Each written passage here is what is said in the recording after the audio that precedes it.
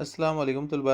आज हम standard six के सब्जेक्ट इंग्लिश में 2.4 द माउस मर्चेंट इस लेसन में पेज नंबर 39, 40 और 41 पर जो पॉइंटर्स दिए गए हैं उनको सॉल्व करने वाले हैं।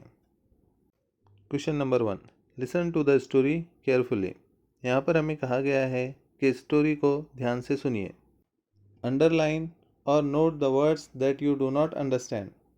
स्टोरी में जो वर्ड्स आपको समझ नहीं आ रहे उसे अंडरलाइन करना है या आपकी नोटबुक में नोट करके रखना है। Try to gauge the meaning of each word. आपने जो वर्ड्स अंडरलाइन किए हैं या अपनी नोटबुक में नोट किए हैं उन वर्ड्स का मीनिंग क्या हो सकता है ये आपको गेस करना है। You can look up the words in a dictionary. आप चाहे तो डिक्शनरी में से उन वर्ड्स को ढूंढ सकते हो। और you can ask your teacher the meaning of the words. या आप अपने टीचर से उन वर्ड्स का मीनिंग पूछ सकते हो। Question number 2, read the sentence in A and find the word whose meaning is given in B. इस क्वेश्चन में हमें दो सेक्शंस दिए गए हैं, एक है ए सेक्शन और दूसरा है बी सेक्शन। तो ए सेक्शन में हमें सेंटेंस दिए गए हैं और बी सेक्शन में उस सेंटेंस में से किसी एक वर्ड का मीनिंग दिया गया है। तो हमें सेक्शन ए में दिए गए सेंटेंसेस में से ऐसे वर्ड्स मालूम करना है जिनके मीनिंग सेक्शन बी में दिए गए हैं।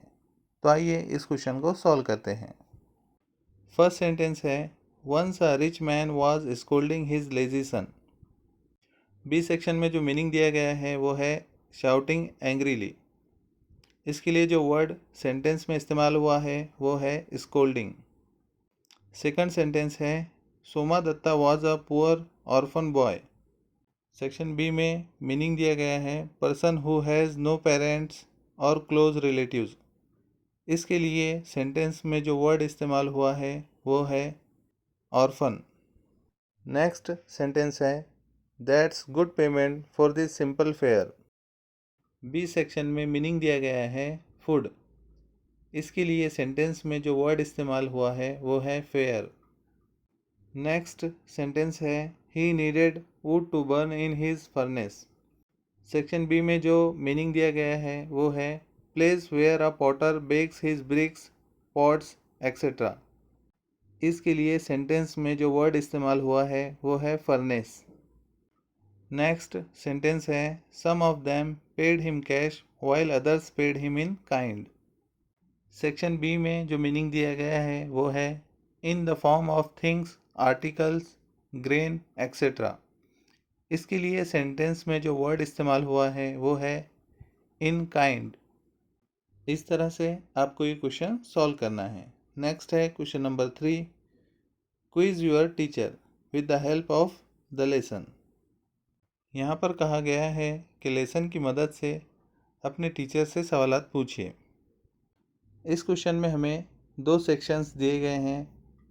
इस वाले सेक्शन में हमें स्टूडेंट्स टीचर से जो क्वेश्चंस पूछेंगे वो दिए गए हैं और इस वाले सेक्शन में टीचर स्टूडेंट्स के क्वेश्चंस का जो आंसर देंगे वो दिए गए हैं। तो आइए एग्जाम्पल के तौर पर मैं आपको एक क्विज़ तैयार करके बताता हूँ। इस तरह से आप बहुत सारे क्विज़ेस तैयार कर सकते हैं।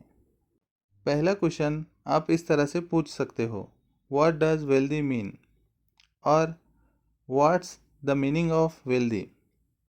टीचर इस क्वेश्चन का आंसर देंगे, it means very rich, look at it carefully, try to remember it when I wipe it off. दूसरा क्वेश्चन आप इस तरह से पूछ सकते हो, हाउ डू वी से मुट्ठी भर चने, an expressions oblique sentence from your mother tongue. आप यहाँ पर अपनी मदर टंग का इस्तेमाल करके भी क्वेश्चन पूछ सकते हो। टीचर इसका आंसर देंगे, we say a handful of grams. Third question होगा, how do you pronounce business, और what's the pronunciation of business. Teacher इसका आंसर देंगे, business, listen carefully and repeat after me, business, got it. Student teacher से next question पूछेगा, how do you spell roasted, what's the spelling of roasted. Teacher answer देंगे, it's ROASTED, roasted. I will write the word on the board. Student teacher से next question पूछेगा, what's the English word for काबिल, a word from your mother tongue. Teacher इसका आंसर देते हुए कहेंगे, it's a capable. इस तरह से आपको ये क्विज तैयार करना है। Now make groups of 5 and play the role of teacher and students turn by turn. अब आपको 5 स्टूडेंट्स का ग्रुप बनाना है और ये जो क्विज तैयार किया गया है इसमें आपको टीचर और स्टूडेंट्स का रोल प्ले करना है टर्न बाय टर्न। नेक्स्ट है question number 4, read the story and list the objects that Soma Dutta sold. इस क्वेश्चन में हमें कहा गया है कि कहानी को अच्छे से पढ़िए और उन चीज़ों की लिस्ट बनाइए जिसे सोमा दत्ता ने बेचा था। इस क्वेश्चन का आंसर होगा a mouse, roasted gram, sticks, wood, different articles.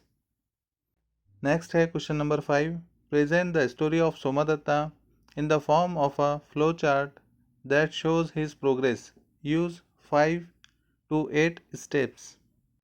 इस क्वेश्चन में हमें कुछ पिक्चर्स दिए गए हैं जिसकी मदद से हमें सोमा दत्ता की जो स्टोरी है उसको फ्लो चार्ट में बयान करना है। तो आइए इस क्वेश्चन को सॉल्व करते हैं। Soma Dutta borrowed a dead mouse from a rich merchant. Next, the shopkeeper gave him 2 handfuls of gram. Next, the laborers gave him sticks for his gram. He bought more gram and sold. He bought all the wood. A potter gave him pots and pitcher for sticks. He set up his own shop and became rich. Next, he made a golden mouse and gave to the rich merchant. इस तरह से आपको सोमा दत्ता की कहानी को flow chart में बयान करना है। नेक्स्ट है question number 6, use any one of the following as the starting point and build a story on what happens afterwards. You may present your story in the form of a flowchart or the main points or a few pictures with labels and speeches. हमें इस question में story तैयार करने के लिए कहा गया है, जिसके लिए हमें यहाँ पर 5 स्टोरीज़ के स्टार्टिंग पॉइंट दिए गए हैं जिसमें से हमें किसी एक को सेलेक्ट करके उसके आगे का हिस्सा बयान करना है। यहाँ पर हमें ऑप्शंस दिए गए हैं कि हम हमारी कहानी को चाहे तो फ्लो चार्ट की मदद से बयान कर सकते हैं या फिर स्टोरी के मेन पॉइंट्स बयान कर सकते हैं या फिर पिक्चर्स की मदद से भी हम हमारी स्टोरी को बयान कर सकते हैं। तो आइए तुलबा, नीचे हमें जो 5 स्टार्टिंग पॉइंट दिए गए हैं उसमें से जो पहला पॉइंट है उसका इस्तेमाल करके हम फ्लो चार्ट में हमारी स्टोरी बयान करेंगे। Children were playing cricket in the street. Their ball went in through Kale auntie's window.